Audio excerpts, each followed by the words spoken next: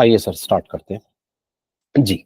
तो sir last class में हम टीडीएस में पढ़ रहे थे section 194 I B, TDS on rent for residential house.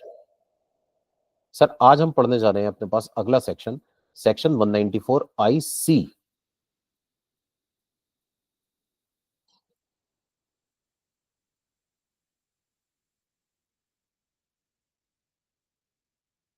TDS on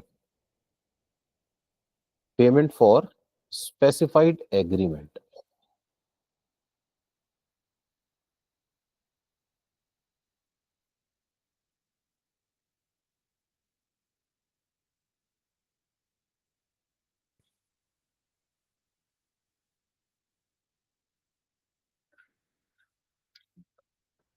very very simple provision, बस मीनिंग हमें समझना है कि क्या है स्पेसिफाइड एग्रीमेंट। सर हम ना बहुत जल्दी कैपिटल गेन पढ़ेंगे जब हम हेड स्टार्ट करेंगे। तो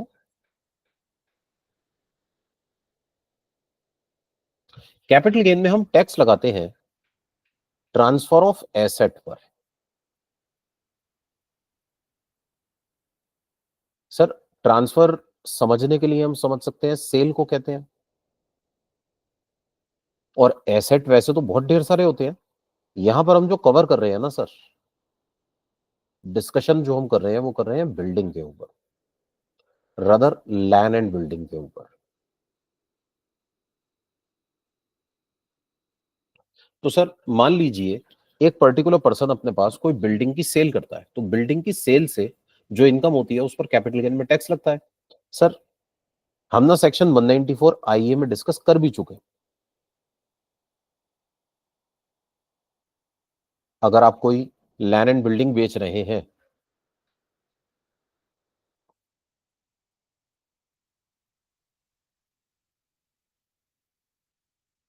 तो इस पे 1% टीडीएस लगाया जाएगा। अब हम एक स्पेशल कॉन्ट्रैक्ट की बात कर रहे हैं सर, स्पेसिफाइड एग्रीमेंट की। ये स्पेसिफाइड एग्रीमेंट क्या होता है?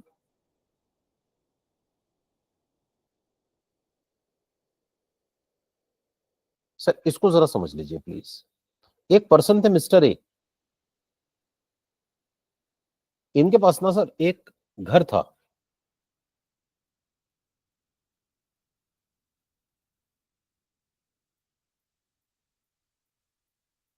Purchased many years back.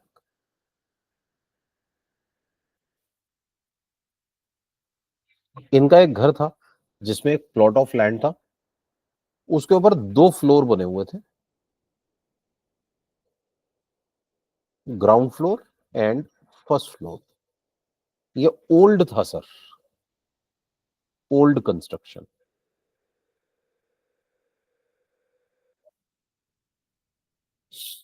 ये इनकी ओल्ड कंस्ट्रक्शन थी। अब ये घर इन्होंने खरीदा था 30-40 इयर्स बैक।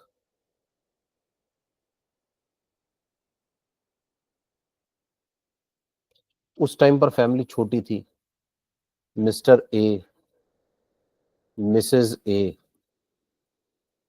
और इनके 2 बच्चे।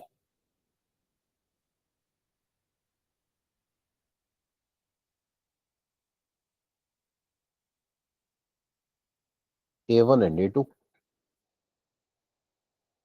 ठीक है सर, अब क्या हुआ आफ्टर 40 इयर्स?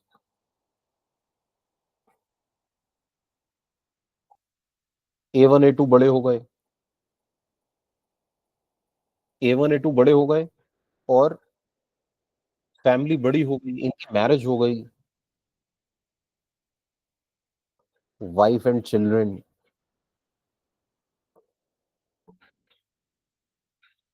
अब इशू ये था कि इनको ना सर जगह कम पड़ रही थी। ग्राउंड फ्लोर इनका जो बना हुआ था उसमें इनके 2 रूम्स थे। एक रूम इनका फर्स्ट फ्लोर पे बना हुआ था, पुराने जमाने की कंस्ट्रक्शन थी। अब इनको जगह कम पड़ रही थी सर, फैमिली ग्रो कर गई। पहले फैमिली में 4 मेंबर्स थे,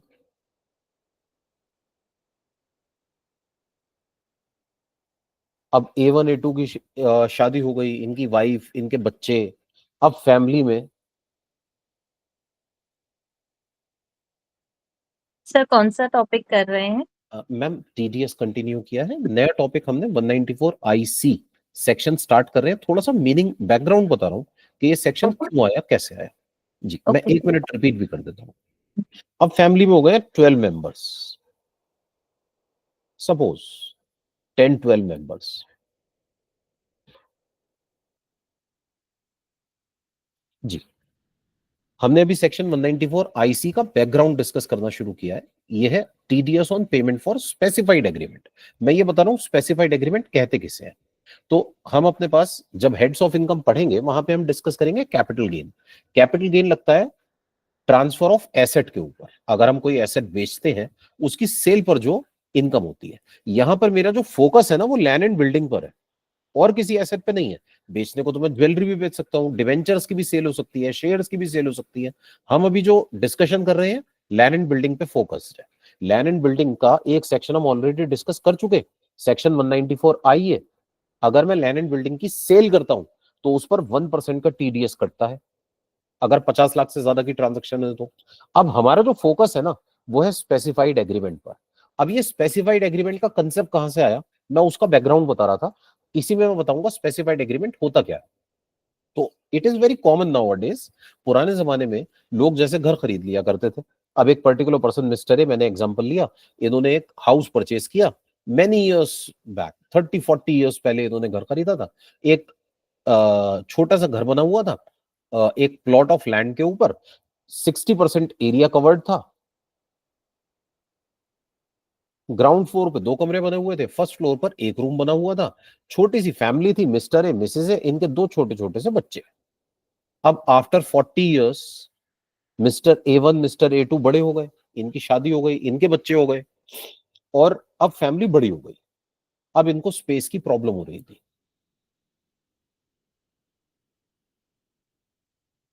अब या तो फैमिली शिफ्ट हो जाए, कहीं और चली जाए। साथ में रहना चाहते थे सर, कहीं और शिफ्ट होने के लिए पैसों की जरूरत है। अब I live in Delhi, Delhi में एक छोटा सा फ्लैट लेने के लिए जाते हैं सर, 1-1.5 करोड़ का होता है। तो अब हर फैमिली के सामने प्रॉब्लम है, नहीं ले सकते इतना महंगा घर, 3-3 घरों की जरूरत है। तो तो अब क्या किया जाए। तो मिस्टर ए के पास आए mister B. Mister B the builder, builder साहब इनके पास पहुंचे, कहने लगे सर क्या चिंता वाली बात है, आपको कहीं जाने की जरूरत ही नहीं है, आपके पास इतना बढ़िया प्लॉट है तो ये 200 स्क्वायर यार्ड्स का।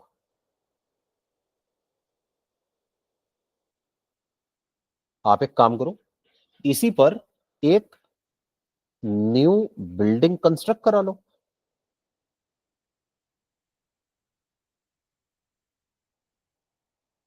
मिस्टर ए ने पूछा भाई कितना खर्चा आएगा। मिस्टर बी ने कहा सर न्यू बिल्डिंग कंस्ट्रक्ट कर देंगे,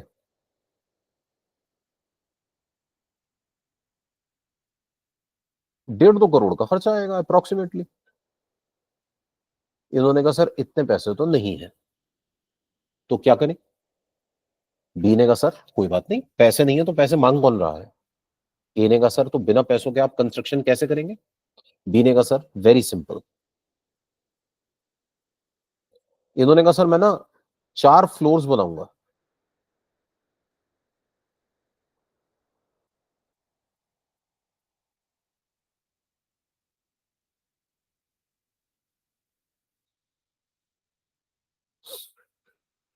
और 4 फ्लोर्स बनाकर क्या करूंगा।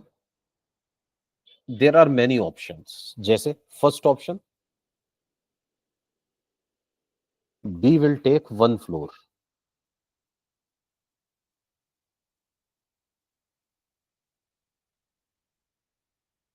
ए will take 3 floors. Sir A को 3 फ्लोर मिल जाएंगे, ऐसे में ऐसे में ए को 3 फ्लोर मिल जाएंगे, इनकी फैमिली कंफर्टेबली एडजस्ट हो जाएगी। और बी का क्या फायदा, सर बी को 1 फ्लोर मिलेगा ना, बी उसको बेच देंगे आराम से कंफर्टेबली। ठीक है। या फिर ऐसा भी हो सकता है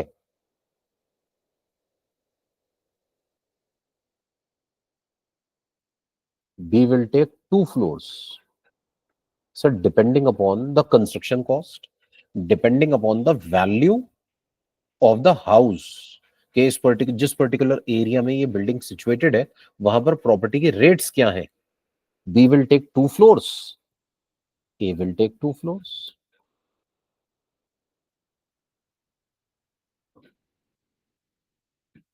ठीक है. अब मान लीजिए कंस्ट्रक्शन की कॉस्ट ज्यादा थी, प्रॉपर्टी की वैल्यू कम थी. इन्होंने कहा ए से कि सर 2 फ्लोर मैं लूंगा, 2 फ्लोर आपको दूंगा, 50-50 करेंगे. सर लैंड आपकी, लैंड मिस्टर ए की, बिल्डिंग तो डिमोलिश कर देंगे, कंस्ट्रक्शन करेंगे मिस्टर बी. और कंस्ट्रक्ट करके कुछ पोर्शन ए का, कुछ पोर्शन बी का. ए ने कहा सर ये तो कुछ सही नहीं लग रहा कि आप 2 फ्लोर्स ले लेंगे.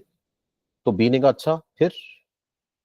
ए ने कहा 3 मुझे दीजिए, एक आप लीजिए. बी ने कहा सर इसमें मेरी कॉस्ट नहीं रिकवर हो पाएगी, तो क्या करें. इन्होंने कहा एक काम करो. बी ने कहा सर 1.5 फ्लोर्स बनता है. अब 1.5 फ्लोर देने के लिए या तो एक ऑप्शन ये है कि एक फ्लोर पे 2 फ्लैट्स बनाए जाए छोटे छोटे, एक फ्लोर फ्लैट मिस्टर ए रख लें, एक फ्लैट मिस्टर बी रख लें. ए ने कहा सर ऐसा तो पॉसिबल नहीं है. तो बी ने कहा एक काम करो, 2 फ्लोर्स बी को दे दीजिए and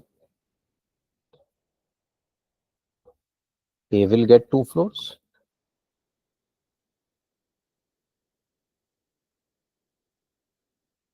and in addition to 2 floors,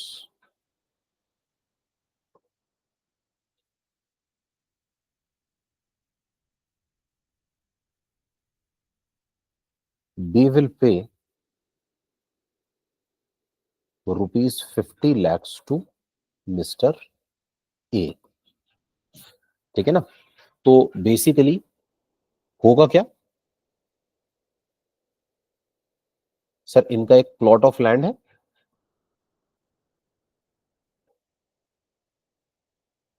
ये अभी पोजीशन है कंस्ट्रक्शन की. बी क्या करेंगे, इसको डिमोलिश कर देंगे.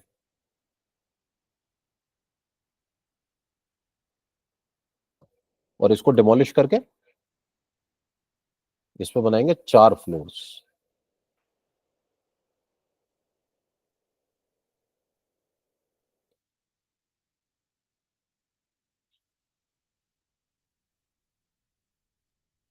दो फ्लोर ए के हो जाएंगे,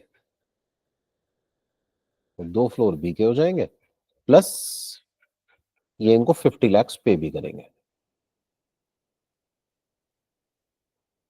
बैंक के थ्रू. ठीक है. सर ये जो सारा का सारा सिस्टम है ना, इसके लिए इनको एक एग्रीमेंट करना होगा. Agreement. A and B will sign an agreement. और ये जो एग्रीमेंट है ना सर, ये रजिस्टर कराया जाता है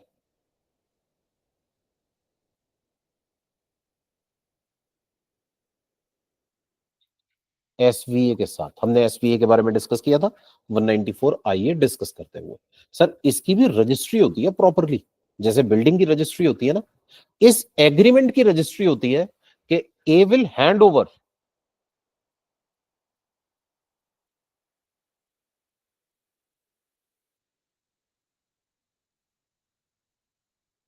land and old building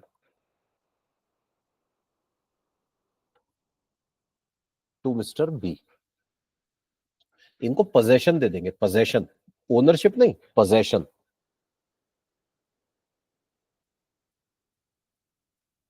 B will construct 4 floors and hand over 2 floors to A.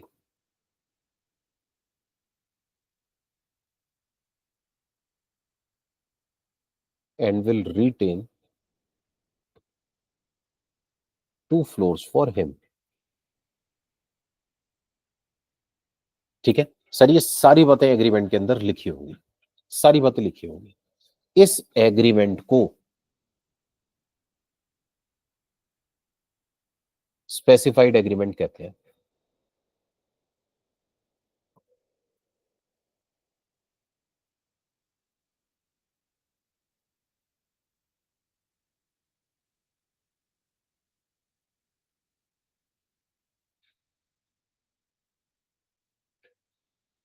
This agreement is called specified agreement. ठीक है, अब दोबारा से देखिए सेक्शन 194 आईसी कहता क्या है। सर 194 आईसी ये कहता है कि अगर आप स्पेसिफाइड एग्रीमेंट के तहत कोई पेमेंट कर रहे हैं, स्पेसिफाइड एग्रीमेंट, मैं बता ही रहा था ये स्पेसिफाइड एग्रीमेंट होता क्या है। इस पर आपको टीडीएस काटना है under section 194 I C.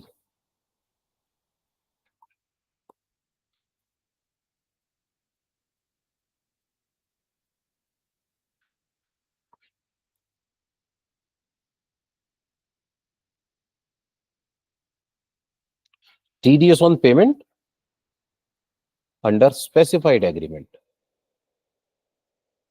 TDS on payment under specified agreement. Section 194 IC. Deductor कौन होगा? Any person. डिडक्टी कौन होगा? Resident person.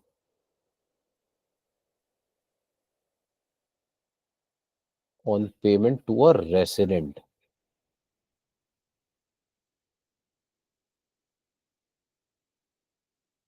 पर्सन।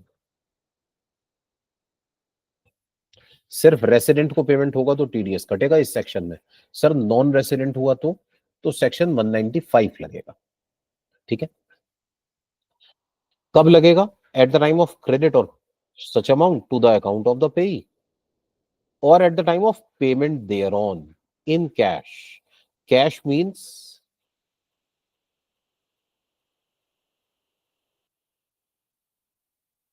money. आप ये मत सोचिएगा कैश ही देना है। सर इमूवेबल प्रॉपर्टी का पेमेंट कैश में हो ही नहीं सकता। हम पढ़ेंगे अपने पास सेक्शन 269 SS। ठीक है ना, वैसे यहां पे लिखा है बाय चेक, बाय ड्राफ्ट और एनी अदर मोड। ठीक है, यहां पर हमारा क्या मतलब है? Sir any form of money which ever is earlier. ठीक है सर, देखिए एक बात याद रखिएगा, जिस पेमेंट पर 194 आईए लग जाता है उस पर आईसी नहीं लगता। आईसी कब लगता है? सर एग्रीमेंट के केस में, स्पेसिफाइड एग्रीमेंट। 194 आईए कब लगता है?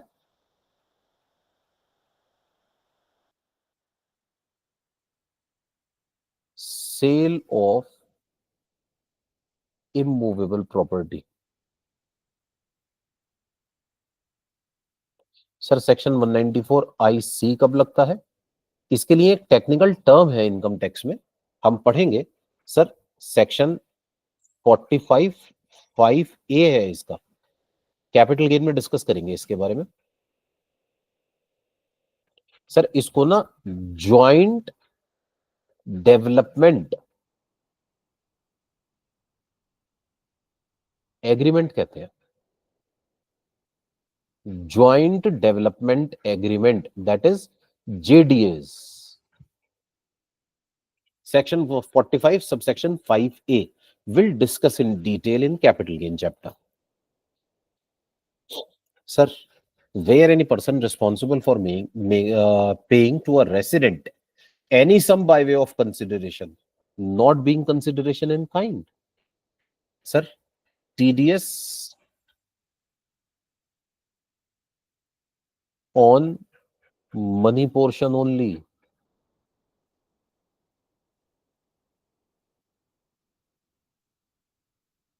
सर बिल्डिंग का शेयर भी तो दूंगा ना, बिल्डिंग के 2 फ्लोर्स भी तो दूंगा ना। अभी हमने डिस्कस किया था 2 फ्लोर देंगे, तो सर उन 2 फ्लोर्स पे टीडीएस कैसे काटेंगे आप? क्या गेट निकाल के ले जाऊं क्या, कि गेट और विंडोज मेरे और बाकी सब कुछ आप उसको दे दो? Sir how is it possible, आप सोचिए ना। तो इनकम टैक्स एक्ट यहाँ पर जो टीडीएस काटने की बात कर रहा है ना, वो सिर्फ और सिर्फ मॉनेटरी पोर्शन पे काटने की बात कर रहा है। नॉन मॉनेटरी पोर्शन पर 194 आईसी में टीडीएस नहीं कटेगा। और नॉन मॉनेटरी पोर्शन होगा क्या सर? नॉन मॉनेटरी पोर्शन होगा the share of building, constructed building, newly constructed building, जो हमें मिलेगा under the agreement refer to in section 145 5A of shall at the time of credit of such sum to the account of the payee or at the time of payment thereof in cash or by issue of check or draft or by any other mode, whichever is earlier, deduct an amount equal to 10% of such sum as income tax thereon. Sir, 10%. The rate is very high. और rate high क्यों है sir? हम building वाले portion पे TDS नहीं काट पा रहे ना, सिर्फ मनी वाले पोर्शन पे काट रहे हैं। 194 आई ए में आपको याद है रेट ऑफ टीडीएस कितना था सर? 1% ओनली। क्यों सर? वहां टोटल कंसिडरेशन पे था। 194 आई सी में सर ये टोटल कंसिडरेशन पे नहीं हो रहा, इसीलिए 10% पर टीडीएस काटना है।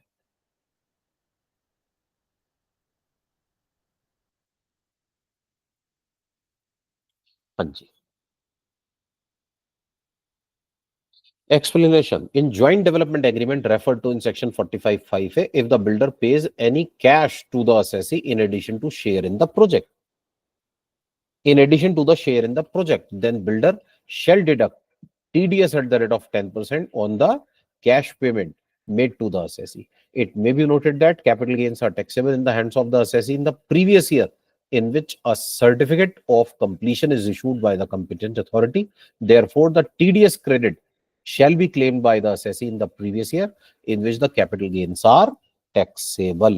Sir, ये जब मैं आपको 45(5)(a) पढ़ाऊंगा ना, वहां पर बताऊंगा। अच्छा, ये बात मैं फिर से हाईलाइट कर दूं कि यहां मेरा कैश से मतलब क्या है? That is money.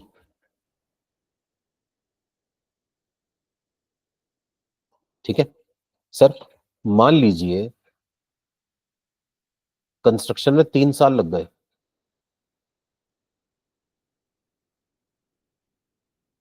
Suppose construction took 3 years. In first year,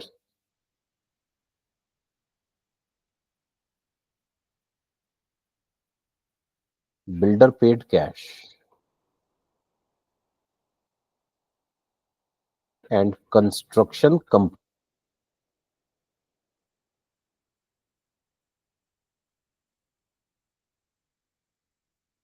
in fourth year. Sir, मान लीजिए जुलाई में कंस्ट्रक्शन स्टार्ट हुई, तो जुलाई से 3 साल बाद तो फाइनेंशियल ईयर के अकॉर्डिंग तो फोर्थ ईयर चल रहा होगा ना sir? Construction completed in fourth year, तो टीडीएस कब काटना है?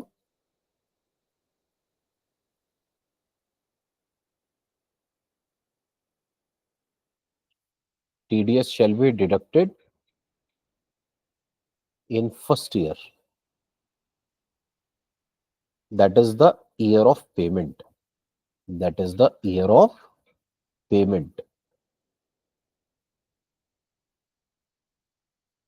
But it is taxable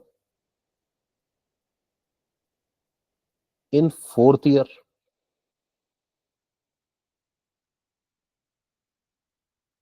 sir ये टैक्सेबल होगा फोर्थ ईयर में जब कंस्ट्रक्शन कंप्लीट हुई है। ठीक है, टैक्सेबल तभी होता है, that is the year of completion.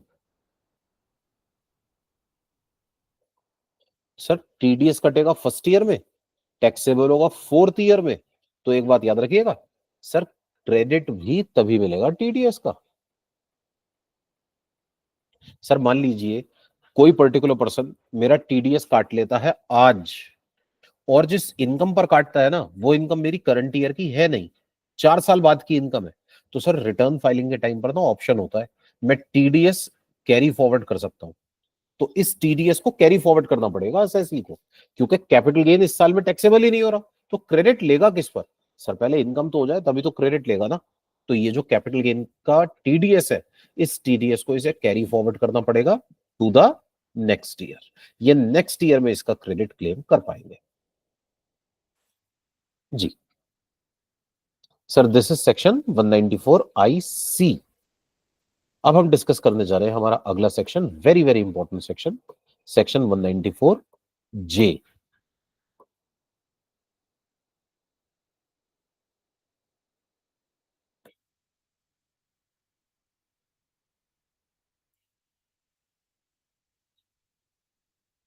Sir मान लीजिए हम पेमेंट कर रहे हैं टीडीएस ऑन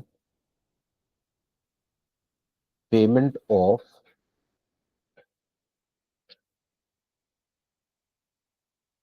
टेक्निकल और प्रोफेशनल फीस।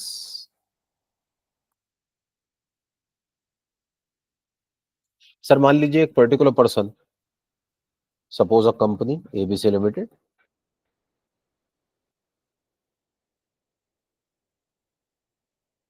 ये सीए साहब को ऑडिट फीस दे रही है।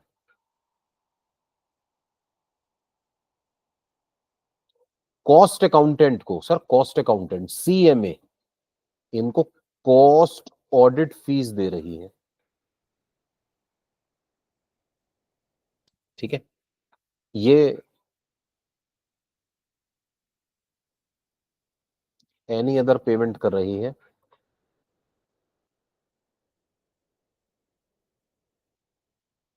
To a professional. तो इनकम टैक्स एक्ट कह रहा है इनका टीडीएस काट लीजिए आप at the rate of 10%। Sir technical fees के ऊपर 2% का टीडीएस होता है। टेक्निकल जैसे हमने कोई इंजीनियर को बुलाया, एक मैकेनिकल इंजीनियर को बुलाया, हमारी कोई मशीन में प्रॉब्लम आ रही थी, उसको ठीक करने के लिए, टेक्निकल फीस हो गई 2% TDS. Professional fees CA CMA, lawyer, doctor etcetera, sir 10% TDS. तो fees for technical services 2%, fees for professional services 10% TDS deduct किया जाएगा। सर डिडक्ट कब किया जाएगा? डिडक्ट तभी किया जाएगा if payment exceed 30,000।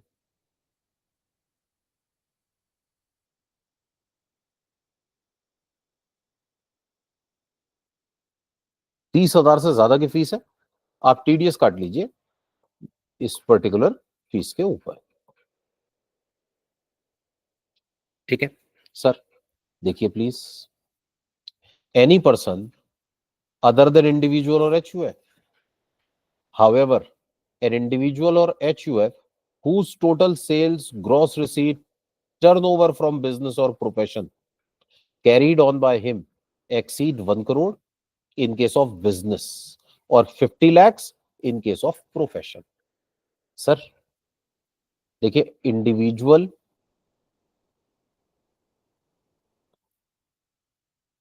And HUF TDS कब काटेंगे? अगर ये बिजनेस करते हैं, बिजनेस, और इनका टर्नओवर एक्सीड्स 1 करोड़। अगर ये किसी प्रोफेशन में है, सर एक चार्टर्ड अकाउंटेंट ने किसी दूसरे चार्टर्ड अकाउंटेंट से सर्विसेज ली, सर ऐसा भी तो हो सकता है। सर मेरी एक सीए फर्म है, मेरे बड़े भाई साहब की, उसी में मैं काम करता हूँ। तो हमारी फर्म का ऑडिट होता है, क्योंकि हमारी रिसीट 50 लाख से ज्यादा की होती है, तो हमें अपनी फर्म को ऑडिट कराना होता है। अब ऑडिट कौन करेगा? सर एक दूसरे सीए साहब है, वो हमारा ऑडिट करते हैं। तो वो जो ऑडिट करेंगे वो फ्री में थोड़ी करेंगे, उनको पैसे देने पड़ेंगे। तो जब हम उनको पेमेंट करेंगे, सर हमें उनका टीडीएस काटना पड़ेगा। ठीक है, या इसी तरह से मैं किसी प्रोफेशनल पर्सन से कोई सर्विसेज लेता हूं, सर टीडीएस काटना पड़ेगा। तो प्रोफेशनल को टीडीएस कब काटना है? अगर turnover exceeds 50 lakh.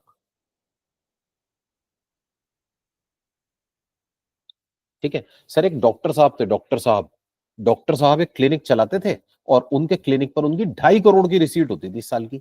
Sir 50 lakh के बाद ऑडिट कराना पड़ता है, और डॉक्टर साहब ने एक सीए साहब को 1 लाख रुपए फीस दी, तो अब डॉक्टर साहब टीडीएस काट कर पेमेंट करेंगे। ठीक है ना? और एनी अदर पर्सन,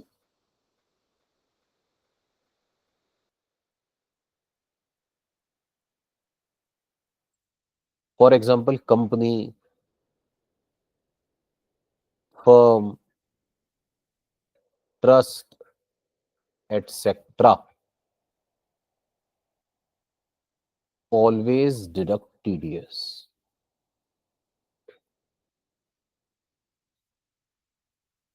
इन्हें टीडीएस काटना ही काटना है सर, ठीक है ना, इन्हें टीडीएस काटना ही काटना है। अगर कोई फर्म पेमेंट कर रही है 30,000 से ज्यादा का, उसका टर्नओवर कितना है मैटर नहीं करता, उसे टीडीएस काटना ही पड़ेगा, ठीक है जी। डिडक्टी कौन होगा sir? Resident person. Non resident के लिए ये सेक्शन नहीं है। टीडीएस कब कटेगा? At the time of credit और payment whichever is earlier. This section is applicable on fees for professional services. Sir मैं किसी सीए को पेमेंट कर रहा हूं, कॉस्ट अकाउंटेंट को पेमेंट कर रहा हूं, मैं किसी सीएस कंपनी सेक्रेटरी को पेमेंट कर रहा हूं, सर मैं किसी लॉयर को पैसे दे रहा हूं, मैं किसी डॉक्टर को पैसे दे रहा हूं, एटसेट्रा। सर मैंने किसी से कोई टेक्निकल सर्विसेज ली, टेक्निकल सर्विसेज जैसे इंजीनियरिंग सर्विसेज होती हैं पर्टिकुलरली, ये टेक्निकल सर्विसेज में आ सकती हैं, प्रोफेशनल भी हो सकती हैं। जैसे मैं कोई सॉफ्टवेयर डेवलप करा रहा हूँ, सर कोई मशीन में मुझे कोई टेक्निकल कोई काम करवाना था, टेक्निकल सर्विसेज। इसी तरह सर रॉयल्टी, रॉयल्टी क्या होता है सर? रॉयल्टी दी जाती है,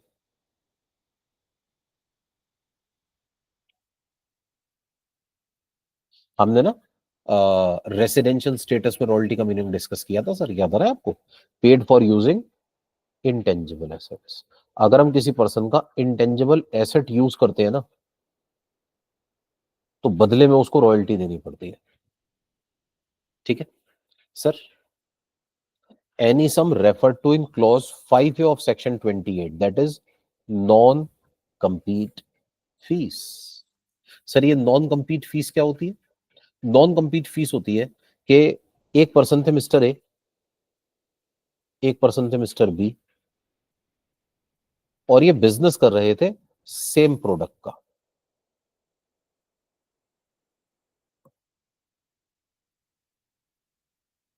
आपस में कंपटीशन होता था, उस कंपटीशन के चलते सर प्रोडक्ट सस्ता बेचना पड़ता था, ठीक है ना। ऐसा होता है सर, कई बार ऐसा होता है।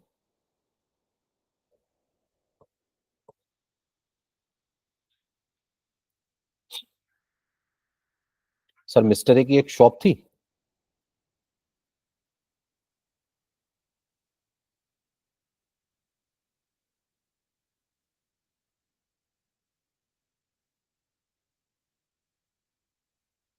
मिस्टर बी की भी एक शॉप थी। सर मिस्टर ए अपनी दुकान पर एक प्रोडक्ट बेचते थे 1000 का, मिस्टर बी भी बेचते थे 1000 का, सेम प्रोडक्ट सेम प्राइस। फिर क्या हुआ? मिस्टर बी ने अपनी दुकान पर प्राइस कर दिया 900 रुपए। सर सारा बिजनेस इनकी तरफ डाइवर्ट होने लगा। इन्हें का अच्छा ऐसी बात है, इन्होंने कर दिया 800 रुपए।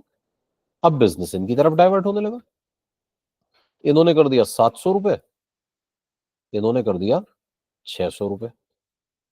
और होते होते होते कुछ दिन के बाद ये दोनों लोग ये प्रोडक्ट सर, ये ना 100 रुपए का बनाते थे, 1000 रुपए का बेचते थे।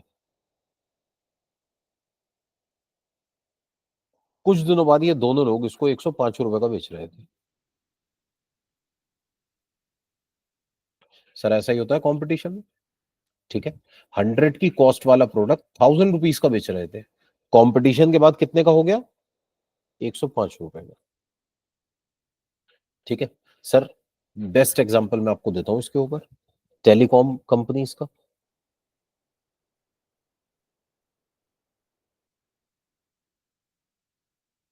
सर याद कीजिए बिफोर 2016 क्या होता था? सर मेरे पास ना एयरटेल का एक सिम कार्ड है मेरे घर पे, उसमें मैं 28 डेज का रिचार्ज कराता था, 300 रुपीज का होता था सर, 299 का। और इसमें ना मुझे 1 GB डेटा मिलता था, पर डे नहीं, 28 डेज के लिए। और सर ये भी बच जाया करता था, 600 MB से ज्यादा मैं यूज नहीं कर पाता था। और अब सर अब भी सेम प्लान है 299 का, लेकिन अब 1.5 GB पर डे मिलता है। ऐसा क्यों हुआ? सर कंपटीशन की वजह से। कंपटीशन 2016 में आया जियो, और जियो ने आकर बस उन्होंने कहा हम ही जिएंगे और कोई नहीं जिएगा। ठीक है, उन्होंने सारी कंपनीज को बर्बाद कर दिया। सर उन्होंने फ्री ऑफ कॉस्ट सर्विसेज देना शुरू की, फिर फ्री ऑफ कॉस्ट सर्विसेज देने के बाद पैसे लेना शुरू किए, तब तक बाकी कंपनीज बर्बाद हो चुकी थी। ठीक है ना सर। मिस्टर भी बिजनेस कर रहे थे, कंपटीशन के चलते बड़े परेशान थे। तो क्या करें? एक दिन मिस्टर ए दुकान पे खाली बैठे थे और सोच रहे थे कितना दुख की बात है, प्रॉफिट ही नहीं हो रहा। तो ये खाली बैठे बैठे टहलने लगे बाहर, और टहलते टहलते चले गए मिस्टर बी के पास। बी के ने देखा भाई मिस्टर यहाँ है, इन्होंने बिठाया, चाय पानी नाश्ता वाश्ता कराया, फिर पूछा कि सर कैसे? कहने ए ने कहा सर बस ऐसे ही खाली बैठा था, ज्यादा बिजनेस बिजनेस चल नहीं रहा, तो सोचा आपसे मिल लूं, बाहर टहल रहा था। बी ने कहा हाँ सर, परेशानी तो बहुत है। ए ने कहा परेशानी 5 मिनट में दूर हो सकती है। बी ने कहा कैसे? ए ने कहा एक काम करो, आप अपना बिजनेस बंद कर दो।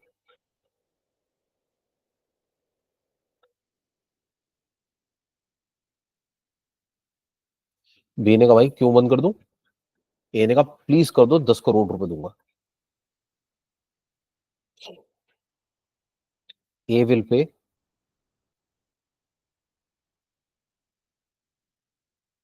10 करोड़ टू बी।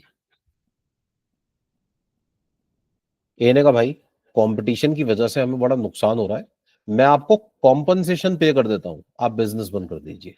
सर ये जो कंपनसेशन पे किया है ना, दिस इज कॉल्ड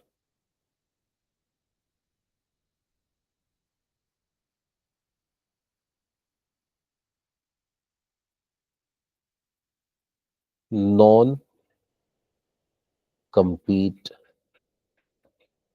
फीस। इसे नॉन compete फीस कहते हैं।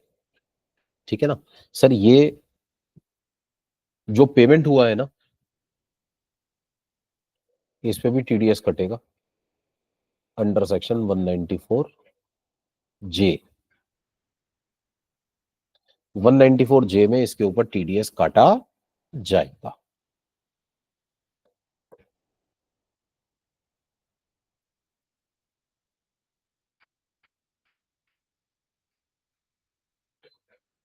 हाँ जी। तो remuneration any sum referred to in clause 5A of section 28, that is non compete fees। इसे नॉन compete फीस कहते हैं। इस पे 10% का टीडीएस डिडक्ट किया जाएगा। सर रेट ऑफ टीडीएस क्या होगा? अभी अभी हमने डिस्कस किया, 2% होगा in case of technical services. Sir 2% होगा on royalty, where such royalty is in the nature of consideration for sale, distribution और exhibition of cinematographic films. Movies का पेमेंट जो होता है ना सर, जैसे कोई मूवी रिलीज हुई, उस मूवी को मैं अपने डिस्ट्रीब्यूटर को देता हूं, बदले में रॉयल्टी मिलती है। ये जो डिस्ट्रीब्यूटर रॉयल्टी पे करेगा सर, 2% का टीडीएस काटेगा। इसी तरह सर कॉल सेंटर के ऑपरेशन में, मान लीजिए मेरा कॉल सेंटर मैं चलाता हूं किसी कंपनी के बिहाफ पर। सर एयरटेल का कॉल सेंटर चलाते हैं,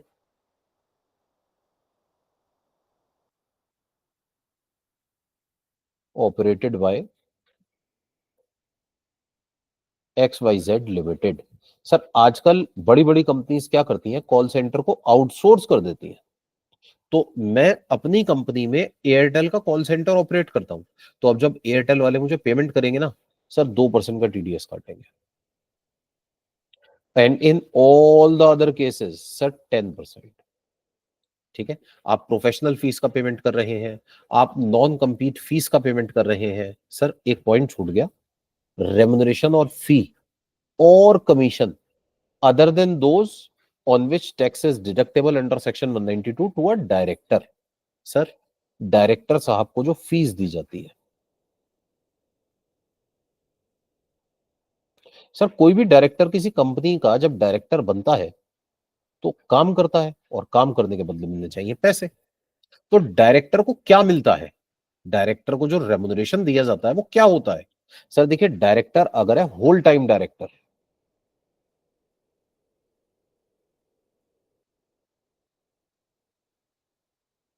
उसे मिलती है सैलरी, और जो सैलरी होती है ना सर, उसका टीडीएस कटता है सेक्शन 192 में।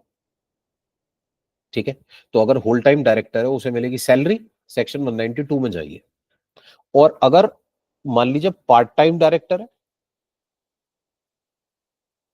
वो काम वाम कुछ नहीं करता कंपनी में, बस मीटिंग होती है तो आता है, मीटिंग अटेंड करता है, चला जाता है, उसे बदले में दी जाती है सर फीस। इस पे टीडीएस कटता है सेक्शन 194 जे में। ठीक है, ये जो आप पेमेंट कर रहे हैं ना डायरेक्टर को, ये प्रोफेशनल फीस का पेमेंट है, इस पे 194 जे के तहत टीडीएस डिडक्ट किया जाएगा।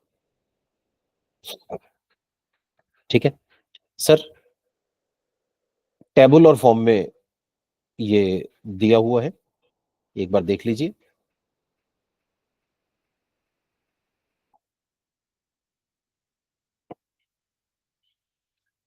Fees for technical services not being professional services 2% TDS. Fees for professional services 10% TDS. Royalty in the nature of consideration for sale, distribution और exhibition of cinematographic films 2% TDS. Sir इन सब की limit separately है 30,000 30,000 30,000। Other royalty sir 10%, 30,000 रुपए। Any remuneration और fees और commission other than those on which tax is deductible under section 192 sir 10%। Sir director को जो पेमेंट करते हैं ना, इसकी कोई मिनिमम लिमिट नहीं है। सर डायरेक्टर्स को जनरली इतना कम पेमेंट होता भी नहीं है।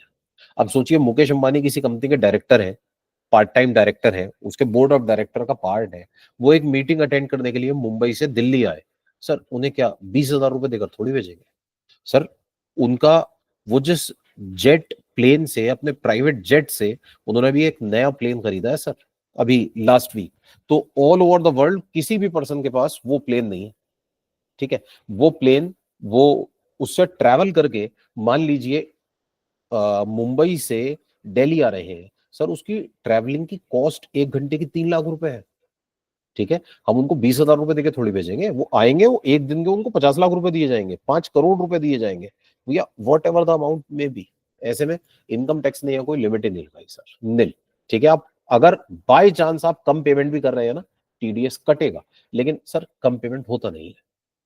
नेक्स्ट, नॉन कंपीट फीस 10%, इसकी भी लिमिट है 30,000 रुपए। और in case the payee engaged only in the business of operation of call center, the tax shall be deducted at source at the rate of 2%.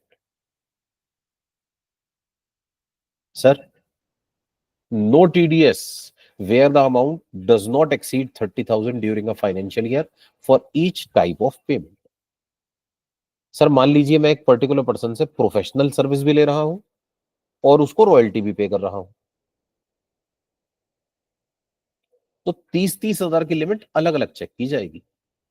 एक पर्सन से मैंने professional service भी ली, technical service भी ली, royalty भी पे की, sir ये 30,000 की limit for each of the payment है इंडिविजुअली, ओवरऑल नहीं, हर पेमेंट के लिए अलग अलग चेक किया जाएगा।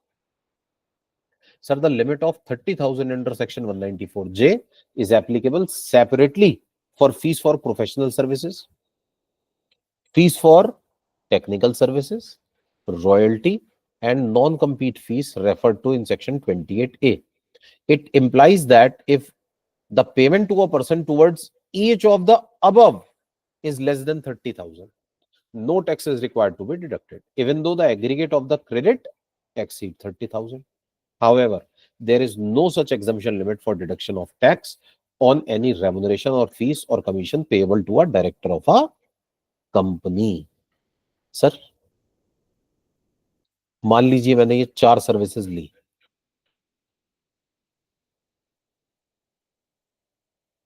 और पेमेंट किया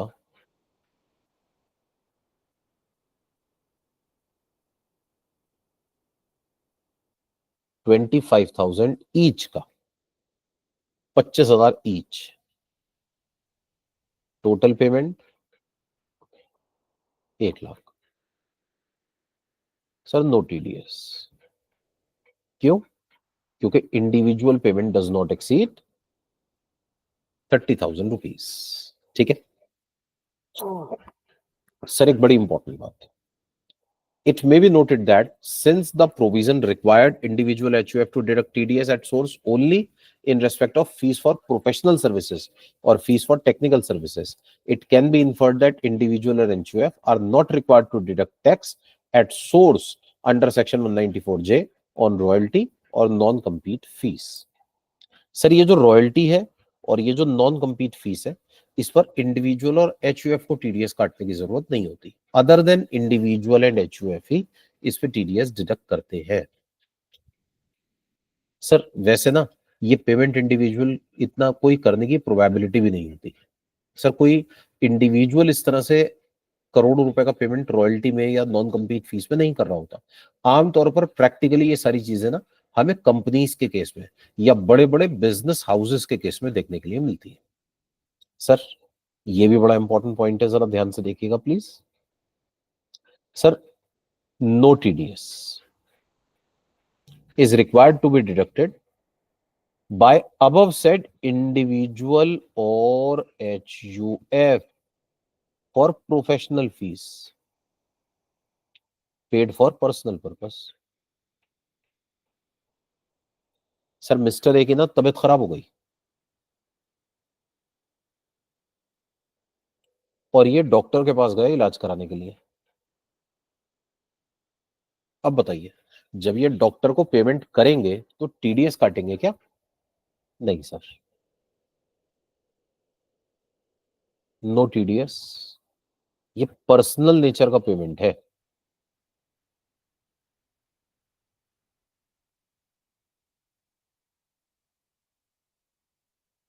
ठीक है ना, पर्सनल इन नेचर है सर, इस पे टीडीएस डिडक्ट नहीं किया जाएगा। सर ये तो बड़ी प्रॉब्लम नहीं हो जाएगी? आप सोचिए सर, मेरे एक फैमिली डॉक्टर है, वैसे तो मेरी वाइफ भी डॉक्टर है, तो अब बहुत ज्यादा इनके पास कोई छोटे मोटे काम के लिए तो नहीं जाना पड़ता, लेकिन सर पहले मेरी मदर की, मेरे फादर का इनसे ट्रीटमेंट चलता था। तो कोई भी इशू होता है, जैसे ओल्ड एज इश्यूज जनरली लग जाते हैं एक एज के बाद, तो उनका रेगुलर बेसिस पे ट्रीटमेंट होता था रेगुलरली। हर 2 4 5 दिन में 10 दिन में दवाई आ रही है। ऐसे में सर डॉक्टर साहब को जो पेमेंट होता था वो इन अ ईयर 30,000 कंफर्टेबली एक्सीड कर जाता होगा। तो मैं डॉक्टर साहब का टीडीएस काट लूं क्या? नहीं सर, थोड़ा बुरा सा लगेगा। फैमिली डॉक्टर है, मेरे फादर से तो फीस ही नहीं लेते थे, मेरे फादर से पढ़े थे ये। अब ऐसे में सोचिए, मैं पेमेंट कर रहा हूँ उस पर टीडीएस काटूं डॉक्टर साहब का, सर वो दवाई कम कर देंगे आपकी अगर आपने टीडीएस काट लिया तो। ठीक है, तो ऐसे में सर इस पे टीडीएस डिडक्ट नहीं किया जाएगा अनटिल अनलेस ये सेक्शन 194 एम में कवर ना होते हो।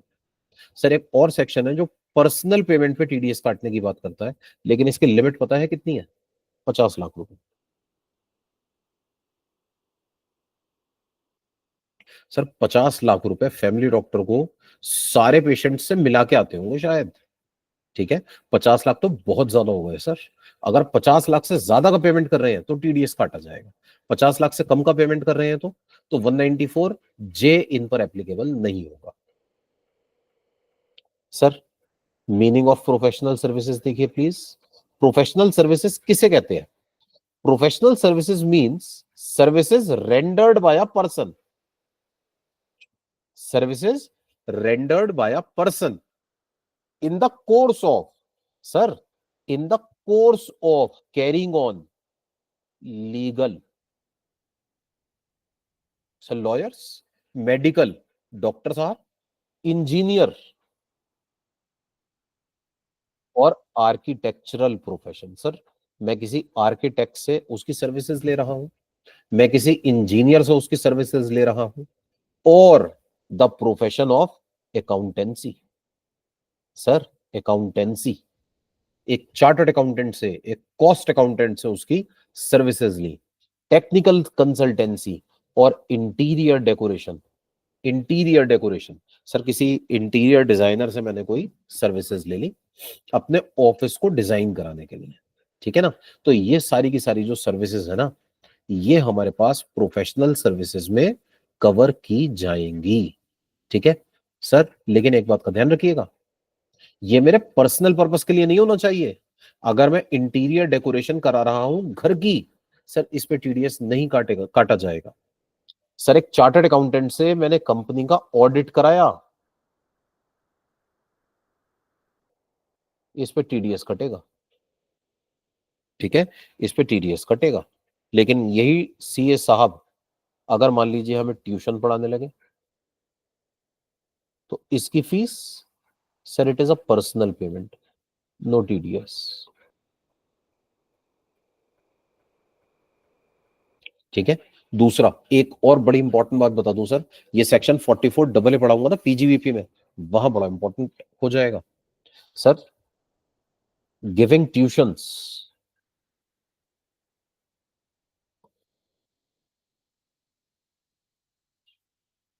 और coaching,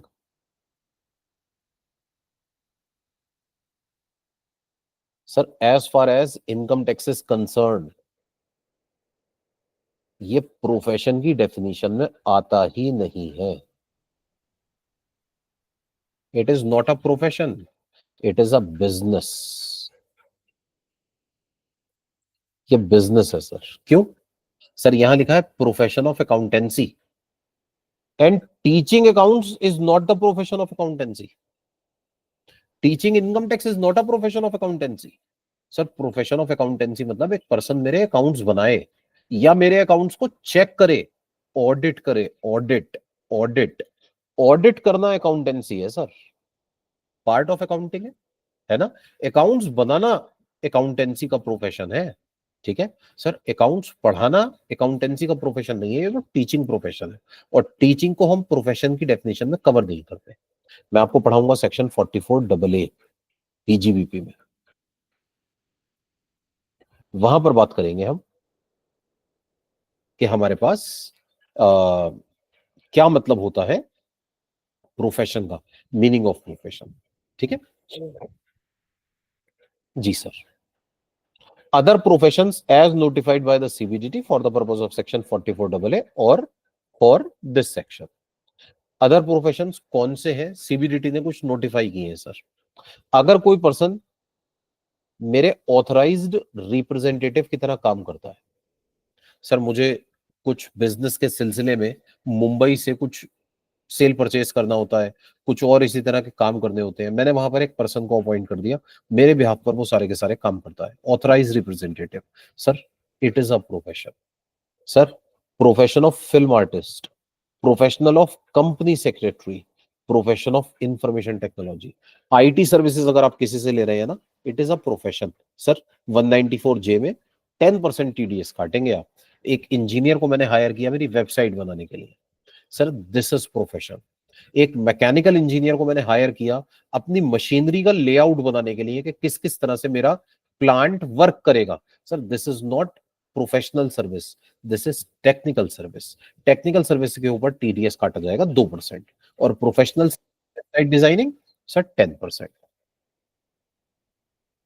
CBDT hereby notifies the services rendered by the following person in relation to sports activities as professional services। लीजिए, ये लोग भी प्रोफेशन की कैटेगरी में कवर होंगे। कौन? Sports person. Sports person.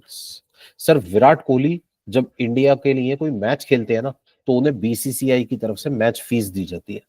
इस मैच फीस के ऊपर ना 10% का टीडीएस कटता होगा सर 194 जे में। Sir umpires and referees, match में जो एम्पायर्स होते हैं, एक बॉक्सिंग मैच में रेफरी खड़ा हुआ है, तो सर ये जो एम्पायर्स हैं, ये जो रेफरीज हैं, सर ये भी प्रोफेशनल होते हैं। इनको बदले में जो पैसे मिलते हैं, इस पे टीडीएस कटेगा 10%। सर मैच में कोचेस भी तो होते हैं सर, इंडियन टीम के एक कोच है, एक ट्रेनर है, उनको जो पेमेंट होगा sir 10% TDS. Sir team physician and psycho physiotherapist, sorry physiotherapist, sir physiotherapist को जो पेमेंट करेंगे sir 10% TDS. Sir event managers, IPL के मैचेस चल रहे हैं सर, आईपीएल का मैच ऑर्गेनाइज कराने के लिए कुछ ना कुछ इवेंट मैनेजर्स वर्क करते होंगे sir. 10% TDS. Commentators, anchors and sports columnist, इन सब पेमेंट के ऊपर सर 10% का टीडीएस डिडक्ट किया जाएगा। सर हम बार बार डिस्कस कर रहे थे अभी technical services. Technical services, what is technical services sir? Meaning of fees for technical services. The term fees for technical services means any consideration, including lump sum consideration, for rendering any of the following services. Managerial services. Sir मैं किसी से management consultancy लेता हूं कि ये काम कैसे किया जाए, टेक्निकल सर्विसेज। टेक्निकल कंसल्टेंसी लेता हूं, नॉर्मल कंसल्टेंसी किसी काम को करने के लिए कि ये काम कैसे किया जाएगा। Provision of services for technical और अदर पर्सोनेल, कुछ एम्प्लॉइज से कुछ वर्क करवाना है, कैसे होगा, ये हमारे पास जो भी कंसल्टेंसी ली गई है ना, इसे फीस फॉर टेक्निकल सर्विसेज कहते हैं। But it does not include construction, assembly, mining और लाइव प्रोजेक्ट, और consideration which would be the income of the recipient chargeable under the head salary. Sir एक चार्टर्ड अकाउंटेंट किसी company में job भी तो कर सकता है सर। अगर जॉब करेगा तो 194 जे नहीं लगेगा, 192 लगेगा। याद रखिएगा, एम्प्लॉय को पेमेंट करेंगे तो 192 लगेगा sir, in all the cases, कुछ भी हो जाए। सर कंसिडरेशन फॉर यूज और right to use computer software is royalty.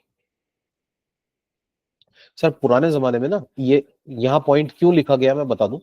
पुराने जमाने में हमारे यहाँ आईटी टेक्नोलॉजी की जरा कमी थी।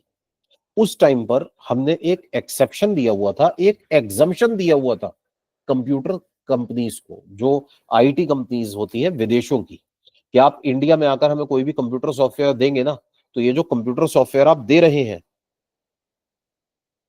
इसको इसको टैक्सेबल नहीं किया जाएगा, ये एग्जम्प्ट होगा। ठीक है ना। तो ये जो कंप्यूटर सर्विसेज देते थे, जो सॉफ्टवेयर हमें यूज करने के लिए देते थे सर, हमने इनको एग्जम्प्ट कर रखा था क्योंकि हमें सॉफ्टवेयर की जरूरत थी। अब नहीं है सर, अब तो उनको भी सॉफ्टवेयर हम बना कर देते हैं। तो आज की डेट में अगर कोई भी सॉफ्टवेयर यूज करके बदले में हम रॉयल्टी दे रहे हैं ना, इट इज टैक्सेबल। ठीक है ना, इट इज टैक्सेबल नाउ। ठीक है। पुराने जमाने में जो सॉफ्टवेयर के बदले पैसे दिए जाते थे एग्जम्प्ट होते थे सर। सर अभी अभी हमने डिस्कस किया कि मान लीजिए एक पर्टिकुलर पर्सन है, वो डॉक्टर को पेमेंट कर रहा है। बताइए डॉक्टर प्रोफेशनल होता है या नहीं होता? सर होता है। लेकिन डॉक्टर को जो हम पेमेंट करते हैं सर, वो तो पर्सनल नेचर का एक्सपेंस है ना, उसमें टीडीएस नहीं कटेगा। लेकिन सर मैं करूंगा तब ना, आजकल तो लोग मेडिकल इंश्योरेंस करवा लेते हैं। सर मेरी एक हेल्थ इंश्योरेंस पॉलिसी है, ठीक है ना। तो ये जो हेल्थ इंश्योरेंस पॉलिसी है ये वर्क कैसे करती है? हेल्थ इंश्योरेंस पॉलिसी इस तरह से वर्क करती है कि आप एक कंपनी के पास गए, जैसे सपोज आप गए आईसीआईसीआई प्रूडेंशियल के पास।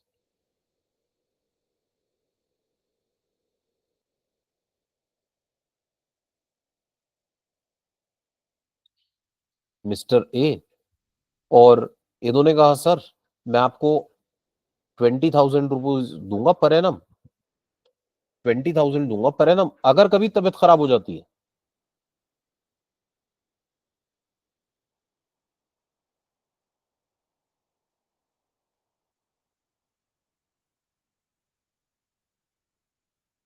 Insurance company will pay the bill. एक पर्टिकुलर लिमिट होगी sir, 10 lakh, 15 lakh, 20 lakh, 50 lakh, what ever the amount में भी। ठीक है। अब सोचिए, हॉस्पिटल को पेमेंट किया किसने? इंश्योरेंस कंपनी ने। सर ये पर्सनल एक्सपेंस है क्या? सर ये तो पर्सनल एक्सपेंस नहीं है। पेशेंट अगर करता है तो पर्सनल है ना, कंपनी के लिए पर्सनल थोड़ी है, कंपनी का तो बिजनेस है। तो ये टीडीएस काटेंगे या नहीं काटेंगे? जरूर काटेंगे सर, इस पे टीडीएस कटेगा सर।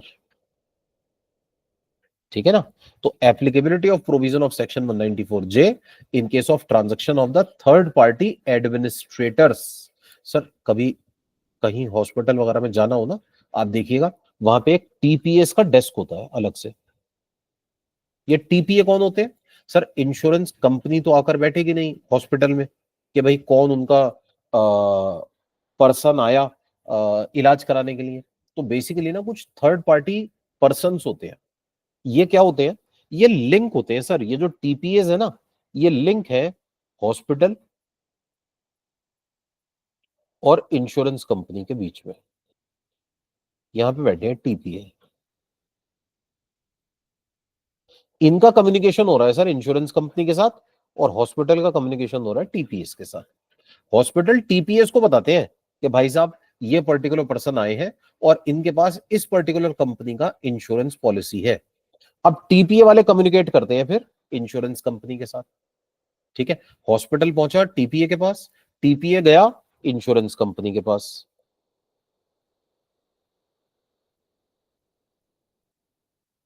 इंश्योरेंस कंपनी में सब क्लेम लेम सबमिट किया, सारा कुछ हुआ।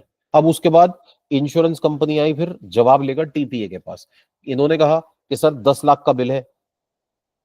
इन्होंने जाकर 10 लाख रुपए इनसे मांगे। इंश्योरेंस कंपनी आई, कहने लगा नहीं साहब 10 लाख नहीं, हमने तो 8 लाख का बिल पास किया है। अब 8 लाख रुपए ये टीपीए को देंगे, टीपीए हॉस्पिटल को देगा। तो ये जो 8 लाख का पेमेंट जब टीपीए करेगा ना हॉस्पिटल को, इस पे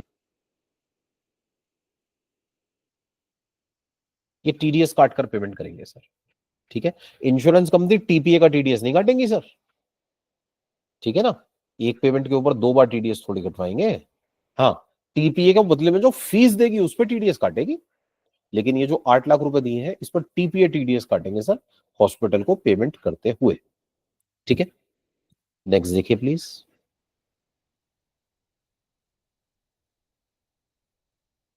सर ये सिंपल है, इसमें कुछ खास नहीं है, और बस ये बात कहता है कि अगर आप टेक्निकल सर्विसेज का पेमेंट कर रहे हैं ना, तो फीस फॉर टेक्निकल सर्विसेज के लिए जब आप पे,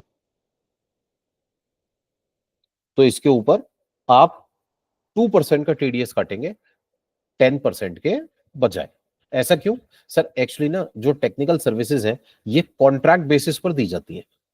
टेक्निकल सर्विसेज कोई भी दे सकता है। अब अगर टेक्निकल सर्विसेज की हम बात करें 194 सी की, कॉन्ट्रैक्ट की बात करें हम 194 सी की, तो सर वहां पर रेट था 1% एंड 2%। ठीक है, अब सर एक पर्सन को मैंने बुलाया, उससे मैंने कुछ कंसल्टेंसी ली। अब इस बात को लेकर इनकम टैक्स का और डिडक्टर का झगड़ा होता था कि ये 194 जे में आएगा या 194 सी में आएगा। और झगड़ा सर बहुत बड़ा झगड़ा होता था। 194 सी कहता है 1% टीडीएस, 2% टीडीएस, 194 जे कहता है सीधा 10%। इनकम टैक्स वाले मानते ही नहीं थे। असेसी को ना सर हार्डशिप होती थी, भाई एओ साहब क्यों मानेंगे, वो कहेंगे 10% टीडीएस दिलाओ। तो तो असेसी बेचारे बहुत परेशान होते थे। तो लॉ मेकर्स को लगा कि हमें इन प्रोविजंस को ना सिमिलर बनाना चाहिए। तो उन्होंने टेक्निकल सर्विसेज के लिए जो रेट है ना उसे कम करके 2% कर दिया सर। अब झगड़ा नहीं है कि 194 सी में लेकर जाऊं या 194 जे में लेकर जाऊं। अगर अदर देन इंडिविजुअल और एचयूएफ है तो आप कहीं भी ले जाइए सर, 2% को तो टीडीएस कटना है, क्या ही फर्क पड़ जाएगा आपने सी में काटा या जे में काटा। इंडिविजुअल का केस है तो इंडिविजुअल के केस में सर अब अगर झगड़ा हुआ भी तो 1% 2% का ही तो फर्क है ना सर। गैप इज ओनली 1%, है ना। 1% एंड 10% के बीच में तो 9% का गैप था। तो इस गैप को फिल करने के लिए, ताकि असेसी के साथ कोई प्रॉब्लम ना आए। सर असेसी के साथ प्रॉब्लम आती है ना, तो हमारे साथ भी प्रॉब्लम आती है। वो मानता थोड़ी है इतनी आसानी से। वो कोर्ट में जाकर केस कर देगा, लिटिगेशन में जाएगा, मामला लटका रहेगा। तो हमने क्या करा, हमने इसका रेट सर 2% कर दिया ताकि ये लिटिगेशन के मैटर्स खत्म हो जाए। ठीक sir, 194 J is very very important from examination point of view. Practically बहुत ज्यादा यूजफुल है सर, बहुत ही ज्यादा। ठीक है सर, यहां तक कोई डाउट है तो पूछ लीजिए प्लीज।